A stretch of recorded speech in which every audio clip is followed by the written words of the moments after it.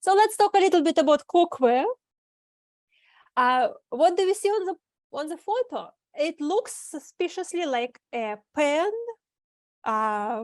sort of brand name warnings of a pen that used to be called Teflon. In fact, lots of these pens which look like this exist in the marketplace. There is a lot of variety, and Teflon is just one brand.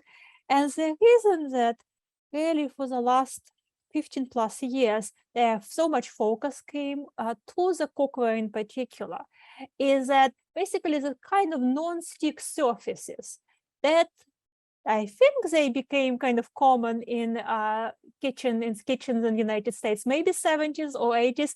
I was not here at this time, so I don't in fact know when the first Teflon pans and similar products arrived into the American kitchens. But they were very popular for a while, we all know that, so that the previous generation would throw away good solid cast iron pans to buy basically this kind of non-stick cookware.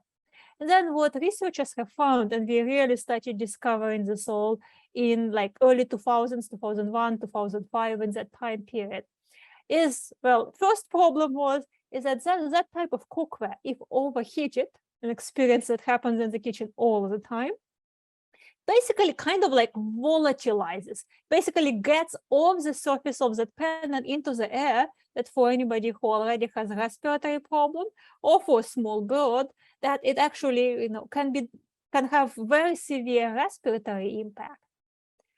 And then as research went on, we have discovered that the type of chemicals that went into making of Teflon and many, many similar products, so it's really not just the cookware pans, that those kind of chemicals with a long chemical name, perfluorinated chemicals, now they're called PFAS, PFAS, is that, yes, they are non-stick and they repel water and they repel fat, what's not to like? But it turns out that they really harm our body when they end up in the body in a small quantity. Those PFAS chemicals are now found everywhere. Not good news, because they also have been associated with elevated risk of cancer. So then people would say, immediate next question, I have 5 beautiful pans, which are basically those types of pans with that non-stick cover. Should I throw them all away? In fact, EWG advice is they're probably okay to continue using for the pan's natural life cycle. When the opportunity to replace cookware presents itself, EWG recommends stainless steel. EWG recommends cast iron. Of course, many people like enamel coated pans, but not so easy to fry an egg in an enamel coated pan. That's just a dose of realism there. And also a dose of realism is that any kind of cooking, home cooking, cooking fresh meals for the family for oneself, a meal for one is great. It's probably better than that reheatable microwave frozen dinner. In fact, not probably better, it's for sure better. And so it's like, yes, cookware matters when one has the funds, when one has the time to go choose new cookware, one can find those stainless steel or other types of options. There are now also ceramic pans, which is a type of non-stick pan that is different. It does not use those Teflon chemicals in them. Many people like them. I personally have not used ceramic pans, but I do know that many people are big fans. So it's kind of, I'm looking forward to Q&A, so we'll pause here for discussion. I'd love to hear what do people use and also specific questions. So moderators, I will briefly stop sharing and let's see what have we got in the chat and in the Q&A. What questions are we getting about cookware? Thank you. So just so I'm clear, because I'm taking notes, it sounds like you're saying stainless steel or cast iron or ceramic is the best choice. But if you have Teflon pans, which many of us have, I mean, you know, buy that many pans in your lifetime. I think you were saying Environmental Working Group says it's okay to continue to use it, but when you're ready to replace. But a question I have is, what if it's chipped? Is that the indication that it's now time to get a new pan? Yes. Great question. So if that surface that, well, it tends to be black colored surface, if it's cheap, that does mean that the small particles of that coating, the coating that contains an atom called fluorine, that's why we call it fluorinated, that small fragments of that will get into our body. Good news, bad news. Good news, it will get in our body, it will probably get excreted. Bad news, we probably don't want to be swallowing that stuff. It's not poisonous, so it's not something, oh, my pan is chipped, I need to be poison control. So I would say that, again, it's not an acute consideration, but frankly, if that pan is chipped, I would go look for a new one if people have economic opportunity to do so. Again, it has been really realistic, especially in the last 2 years. Replacing the full set of cookware was just really not an option for many people. And cooking is better than not cooking. But if it is economically possible, then I would replace the cheap pan, not because it's an acute concern, but because it's a chance to go buy something better as far as health and cooking. Right. And I think for many of us during the pandemic, we really got to know our cookware pretty well. At least I cooked a lot more meals at home. So I certainly was more aware of sort of the condition of my pans. So Lynn, do you have a question? Yeah, so I know you had touched upon, thanks first of all, Jean, for recapping the couple. So there was, I know you mentioned ceramic pans, but can you talk a little bit more about that? Is that acceptable too, or does it depend on the type of ceramic pan? The ceramic pans are interesting because they are indeed a new entry or a new entrant, new arrival into the cookware scene. They actually seem not bad.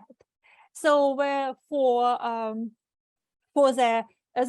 those pans, again, it's not just Teflon. There are many brands. Just Teflon Chemicals is how those types of surfaces became to be known. They literally overheated that those types of coatings are like volatilized and they go into the air as small particles.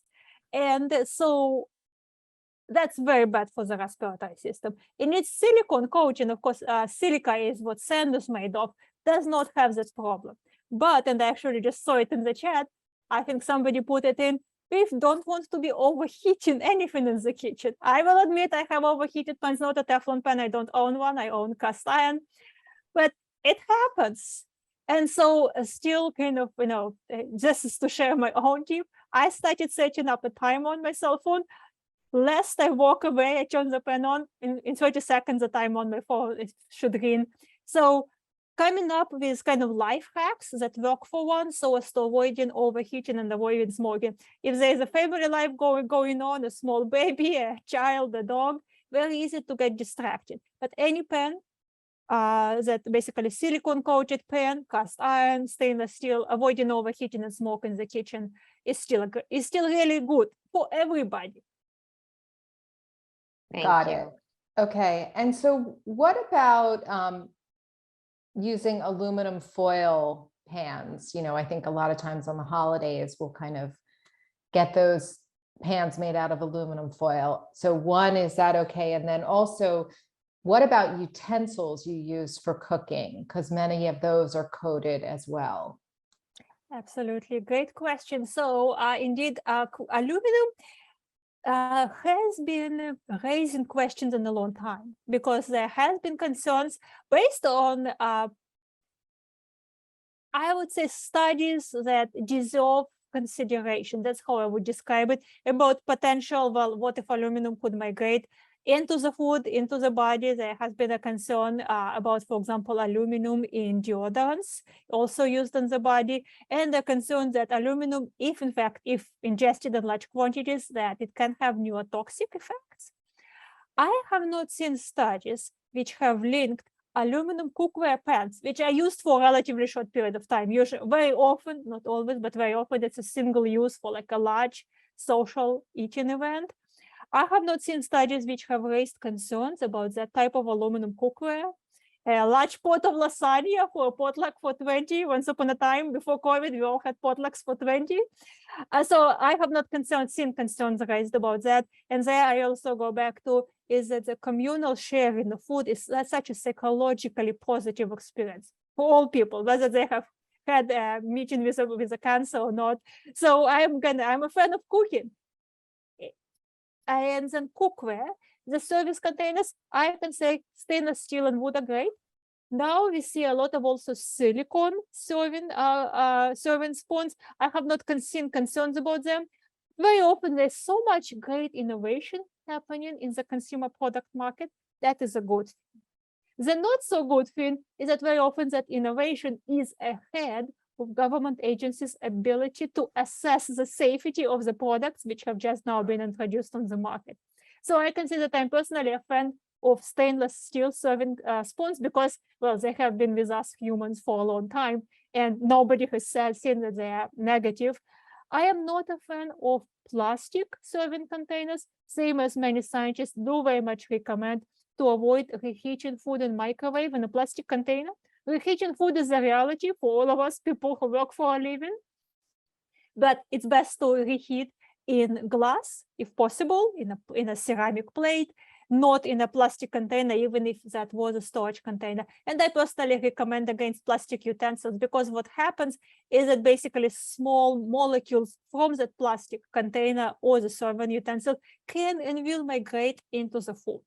So I would avoid, if possible, again, if that is not possible to avoid, but if possible to avoid basically reheating in plastic or contact of heat with plastic malleable materials. Lynn, do you have a question? Thank you. Well, I know we have so much to get through in the program, so I was going to move on to the next segment. There's a lot of great questions, but I want to make sure we cover But let's ask this topics. one question.